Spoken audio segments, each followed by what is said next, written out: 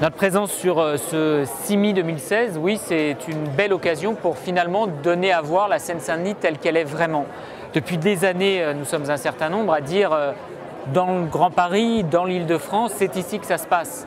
Un tiers des gares du Grand Paris Express sont ici en Seine-Saint-Denis. Les grandes parcelles pour encore aménager la ville, elles sont en Seine-Saint-Denis.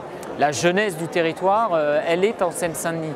Les créateurs d'entreprises, 15 000 créations d'entreprises par an, c'est en Seine-Saint-Denis.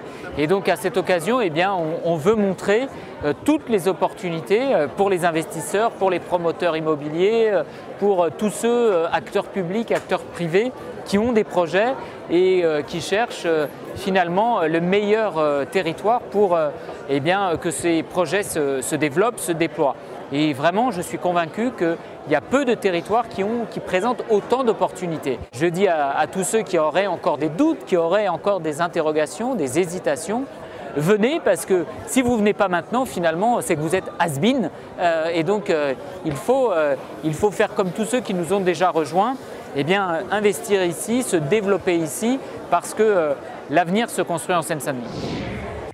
Quelques mots d'abord pour dire que très vite, quand la maire de Paris, Anne Hidalgo, a souhaité porter la candidature de Paris aux Jeux Olympiques et Paralympiques de 2024, très vite finalement est apparue, presque quelques mois après l'organisation de la COP21, l'idée que finalement, au cœur de ce grand Paris que nous étions en train de construire, la Seine-Saint-Denis, je vais revenir un peu en détail, bien, finalement apparaissait comme le territoire majeur qui à la fois était indispensable pour porter cette candidature, mais d'une certaine manière aussi était indispensable pour raconter une histoire autour de cette candidature.